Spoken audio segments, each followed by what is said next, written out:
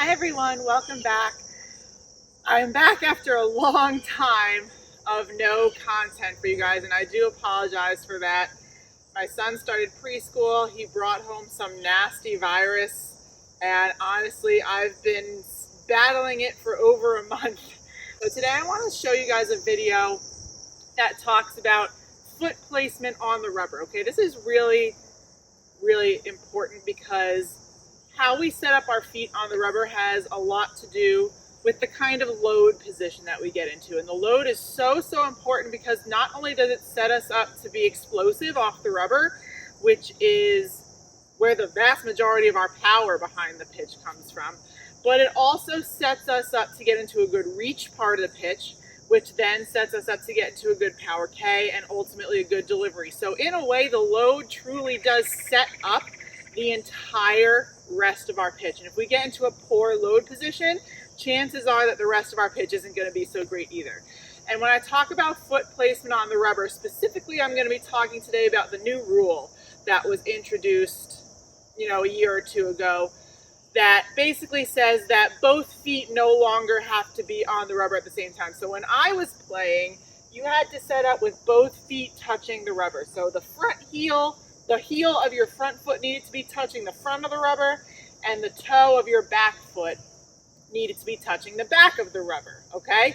I never had an issue with this. They recently introduced a rule that said the back foot no longer has to be in contact with the rubber when you start your pre-motion, when you start to get into your load. So you can either do what they call the start back, which is where you just start with the back foot off the rubber and then go into your load.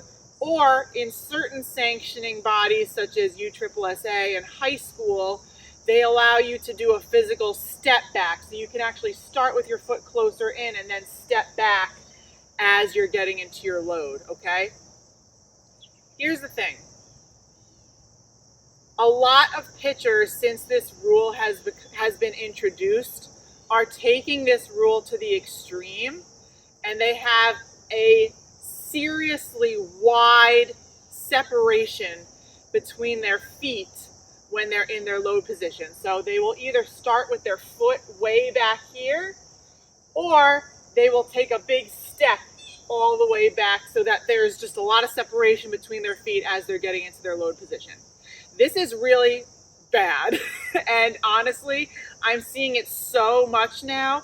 Like when I do lessons or when I do my Fastpitch Power Plus analyses, this is one of the most common things that I see, and it's one of the first things that I point out, especially with the pitchers who do the step back. It's really problematic because it makes it then really difficult to get to a good load position and then get a good launch.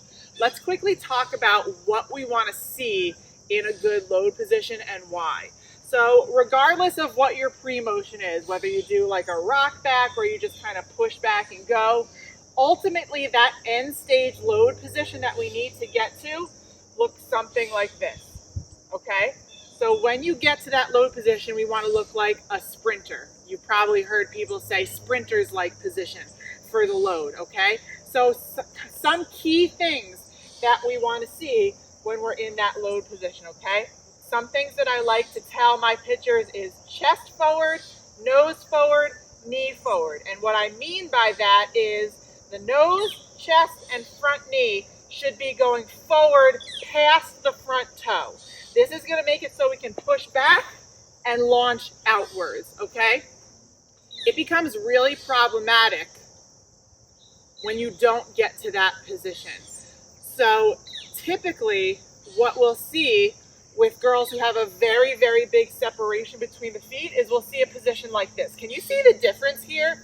Okay, it might not look like a lot because there are a couple of other parts of the load that are really important. Like you want relaxed bend in both knees, okay? You want your heels to be up off the ground. You want your body to be square to the target. Like this, it kind of appears that I have all those things. My knees are bent, my heels are up, my body is square to the target. But can you see how my chest, knee, and nose are no longer going past my front knee? So really what I'm doing instead of loading forward is sitting down. And now, because of that, I'm not going to be able to get a good outward launch with hip extension. What you're going to see is either pushing up and then landing. You might see upper body going forward.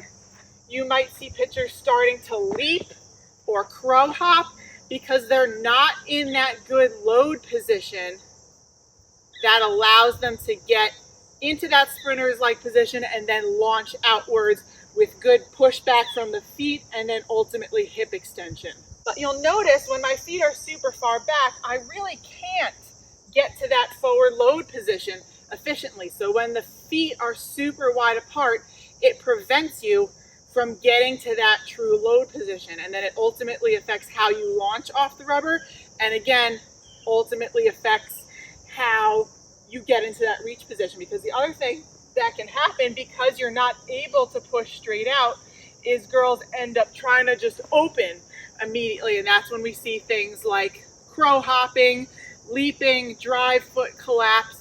So again, getting to that good load position is really important. Now the other thing, this applies specifically to pitchers who do the step back. So not the start back if you're just starting, but the actual physical step back. Remember that everything that we do, we want to be explosive towards our target. Everything that we do needs to go towards our target with good speed and power. So why in our load would we introduce something that takes us away from our target? We're now moving in the completely opposite direction of our target, and we have to get back towards our target. It's just extra work, extra movement that's unnecessary and can quite frankly ruin the rest of your pitch. So when my girls get into their load, I like to tell them, you can start with that back foot off the rubber, that's fine, because to a certain extent it does help you get to a better load position. But as soon as I see that foot go back too far, I say, nope, take a step back in, because then it allows them. So if you have a pitching mat, I like to tell my girls kind of try not to go past the end of the mat, okay? So when you get to that position, you want to, again, see that sprinter's-like position, chest forward, nose forward, knees forward, and then when you push off, you can really get that good hip extension and drive outwards nicely. Again, take a look at the difference one more time, okay? Here I am in my load. I'm in that sprinter's-like position. Everything's going forward past my front toe. If I take that step back, did you see that?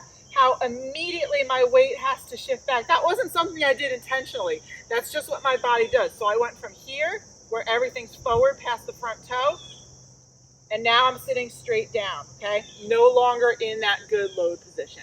So again, personally for me, I almost wish that they would have never introduced that new rule.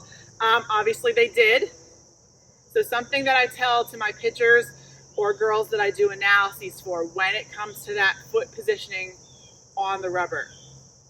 One, never do the step back for two major reasons. One, because you saw how it affects how we get into that load position, and it takes us in an opposite direction from our target. But secondly, ultimately, I feel when a student comes to me that their ultimate goal is to play the highest level of travel ball and ultimately in college one day. When you get to the highest level of travel ball, such as PGF or Alliance, and then in college, the step back is illegal. So you can no longer do it at those levels of softball. So it seems silly to me to put something into your muscle memory that you're going to have to get rid of at a later time, okay? So those are the two major reasons. When a girl comes to me, I say, never do the step back. And when I see a girl doing the start back, not too far back with that back foot, okay? I hope you guys have found this helpful. I hope it showed you how important that load positioning is and why starting too far with your feet can really hurt all the stages of your pitch. I've got a lot more videos coming your way, and I'll talk to you soon.